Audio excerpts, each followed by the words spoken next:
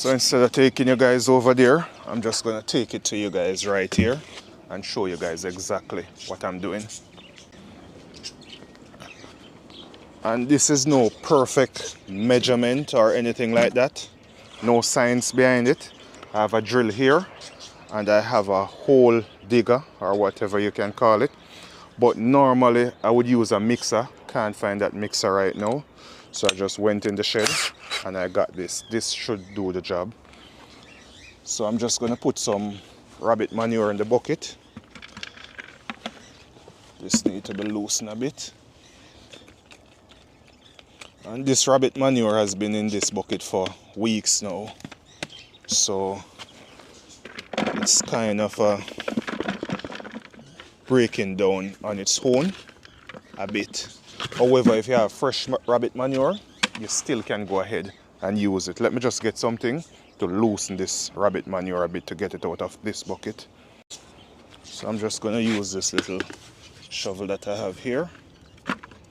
If you have rabbit and you're going to be using the rabbit manure, it doesn't matter if you just take it and use it right away, or if you have rabbit manure that is sitting and you're going to be using it. So I'm using about a quarter of a bucket. This is a 5-gallon bucket, and I'm going to put some water to it right now.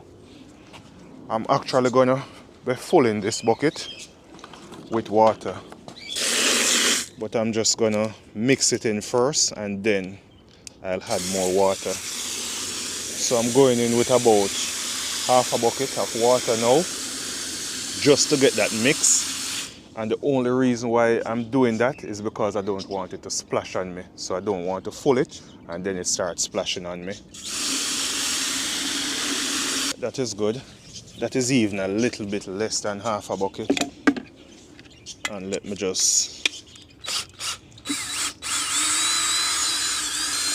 So I'm just mixing this in, and whenever the pellet is dissolved or mostly dissolved, I'll go ahead and add more water to it. So I'm getting most of this dissolved now. So actually this post hole digger is working for me. But if not, what you guys can do, you guys can leave this thing to soak for maybe about 2 days, even overnight, depending on the consistency of your rabbit manure. So for example, if your rabbit manure falls out of the coop and it falls in a catchment area where you have dripping of water or rabbit urine, that manure is going to be softer. If it's just going to be falling on the ground or on a platform where it won't be moistened, then you're going to have a dry rabbit manure and it's going to be harder to dissolve. So maybe you're just going to need to have that rabbit manure soak for maybe about 24 to 48 hours. Other than that, once it's in water and it absorbs a lot of that water, it's easy to dissolve.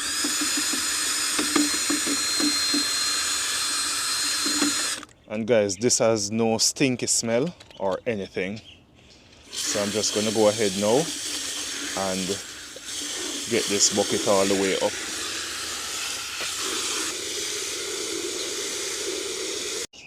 So I have a container here. I'm just going to dip it in and then we're going to move over to the plants. Let's start up on this side. I really want to push these cabbages. The time is getting really warm here. And I just want to get them out of the garden before we start hitting those 90s on a daily basis. Now we're going to the low 90s every now and then, but the days are mostly comfortable in the low 80s and mid 70s. So I'm just going to go in on this one and I'm going to pour some at the root area. After which I'm going to come in with the hose and do some overhead watering. This one also. Well, I'm going for everything and I'm trying to avoid the leaf. So I'm just going directly at the root area.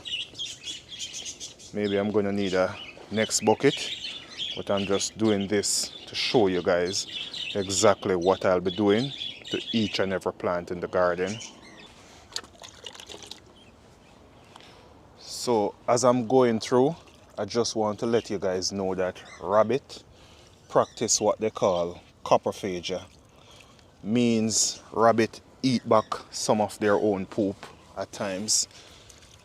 And this has a lot to do with gardening and how rabbit manure is different from most other manure or all other manures. Most time people will ask me what's the difference between rabbit manure and goat manure, or rabbit manure and sheep manure, because they're basically the same. Yes, they're similar, especially in look, but they're different when it comes to performance in the garden. In eating some of that manure, rabbit produce two types of poop. Some of it is fully fermented, and then you have a next set that comes out after that fully fermented one that they'll eat back, which is more of a digestible manure. Hope I'm explaining that as best as possible. So that's the reason why rabbit manure is quite different from sheep and goat manure. It is just unique, and it is also good for the garden. I don't have a lot of, well, what I would say now, coat or white coat scientific evidence. However, I have gardening experience proof of using rabbit manure. I'm not even sure if I can determine how much NPK is in rabbit manure. Reason why I'm saying this, it all depends on the diet of the rabbit. It depends on what you are feeding those animals. That really determine what the NPK is going to be like. So I don't believe, I'm not of the fact that there is any fixed NPK for any form of fertilizer or manure, I should say. There is no fixed NPK for any form of manure that is not coming from the same source, same feeding practice, and climate, environment, everything plays a role in animal manure and what you're going to be getting. So from what they eat to where they live will all determine the NPK. That's my belief. I'm not telling you guys that this is gospel, but I just believe, depending on how you feed your rabbit or your animal, the NPK may be a bit slightly different. That's all I'm saying. That's just my observation. So don't attack me in the comment section. This is just what I'm giving you from a layman term in the garden. And mostly, and with saying that, mostly, you will hear that rabbit manure has an NPK of 211. And it goes back to what I was just saying. It all depends, because you can search different sites and they will tell you different NPK of rabbit manure. So that simply means these people have been testing, but depending on where they get these manure, they're all different NPK. So just if you're just a backyard gardener and you're going to be using it, look at what you're feeding your rabbit, feed them clean, and then you can adjust and readjust on how you're going to be fertilizing your plants with them. Just observe your plants over the season and see how they react or perform with the manure in the garden, or with any form of fertilizer that you're going to be using. Just look at how the plants are reacting to them, and then from there you can have an idea of how you're going to be doing it. So no two gardens are the same. What I do in my garden, yes, you can follow, but there will be times when you have to adjust and do what is best for your garden. So with me right here, I have a whole lot of rabbit manure, especially in the in-ground beds, and because of that, water retention is very good. But because of that, it would be unfair for me to just come and say that Florida or Central Florida gardeners should water 2 or 3 times a week like what I'm doing here. That just wouldn't be fair.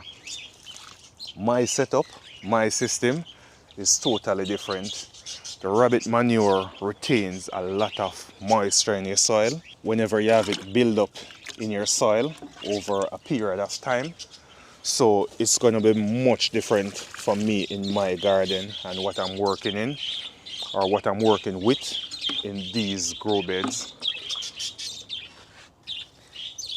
So it's a matter of trial and error for each gardener. But at the end of it, rabbit manure works. So I'm just gonna finish off this grow bag area, and then I'm gonna water it in just to show you guys, and then I can take the rest of the day to do the remainder of garden. Hope I'm not missing anything here. Yes, that one over there.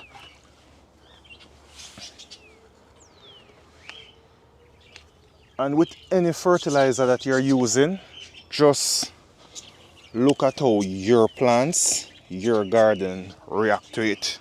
So it doesn't have to be rabbit manure. It could be anything of your choice. I'm just telling you guys this because this is what I'm using. I'm just sharing it with you guys, but it's not gospel. So this look like it's going to take me maybe about 5 buckets to do the entire garden, and it's going to be taking a bit of time. So I'm just going to water it now and get back to you guys, or I can show you guys the overhead watering process. And you will hear that you should not water your plants overhead. That's crap. Or water your plants whatever way works for you. If you don't have a drip irrigation system, what are you going to do? You're going to water them overhead. And now I'm just going to start some overhead watering. What this does, this helps to wash off the leaves if any poop got on the leaves, and it also helps with getting this thing down into your soil as fast as possible. So I'm not sure if it's readily available for the plants within 5 days, 10 days, 15 days. I've never done the science on it before.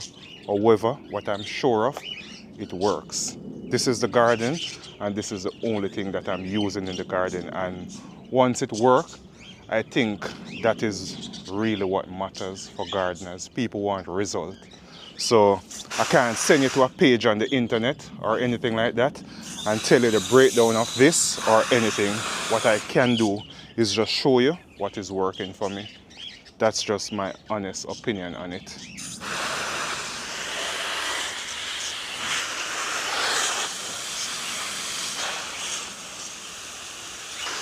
And I'm not going for a deep watering right now.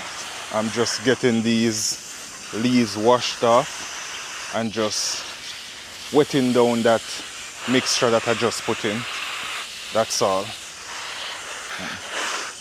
So years ago, what I would do, I would come out and I would water in the morning.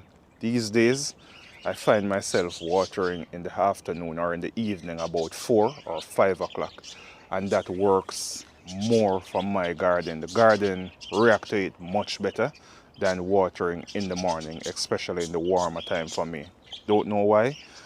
I'm just saying that when I water in the mornings, if I water 7 o'clock in the morning, by 11, 12, everything is all dried out and the plants are in a defensive mode, looking droopy and going through the heat of the day.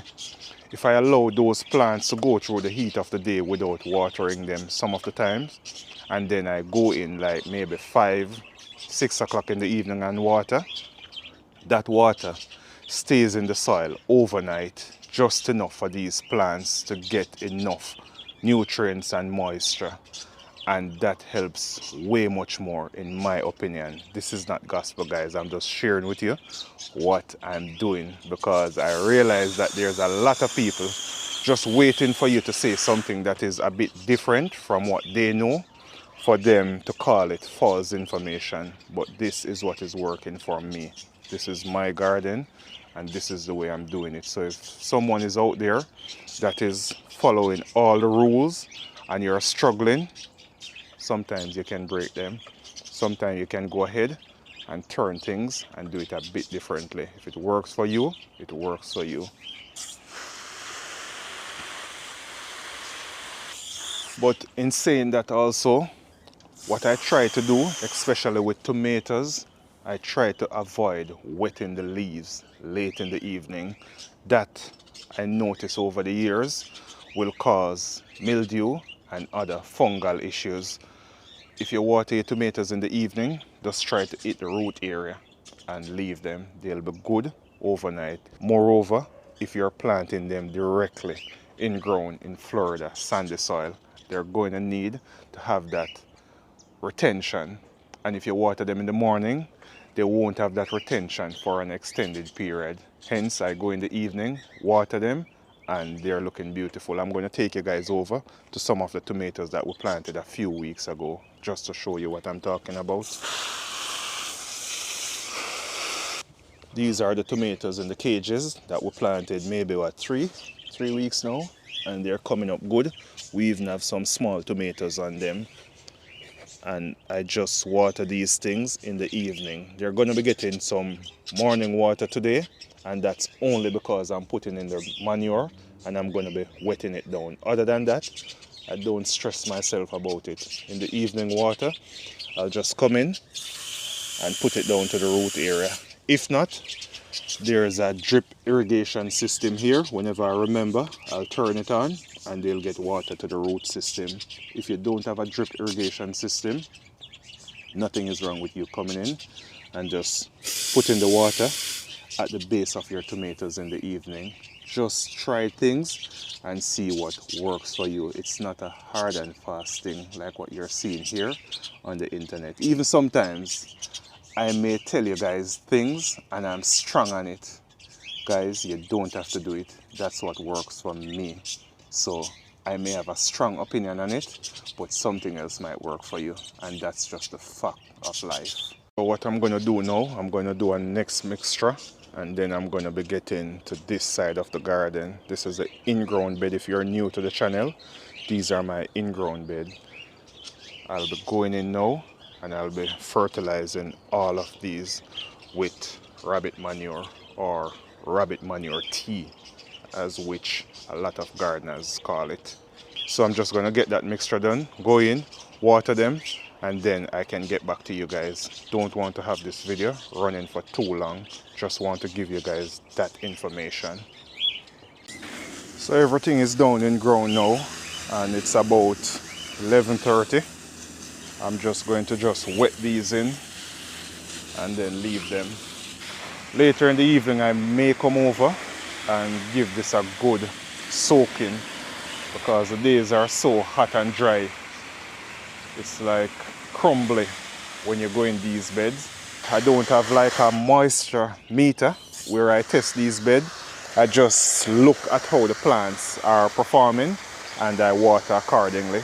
I think I should go ahead and get maybe like a moisture meter to know when the soil is totally dried out. It's not really necessary because, come on, we have been gardening for years without those fancy things, but they do help a lot.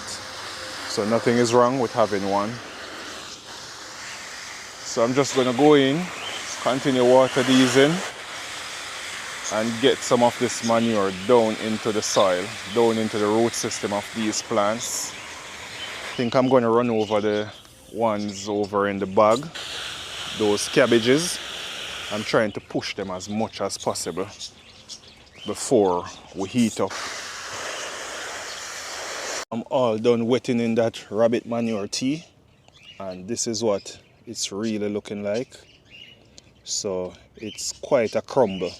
And the thing with rabbit manure, even though it's a slow release, because the manure, the pellets are some tiny little ball that are a bit hard and they can be dry at times, it takes a while for them to get dissolved in water or just watering them like these.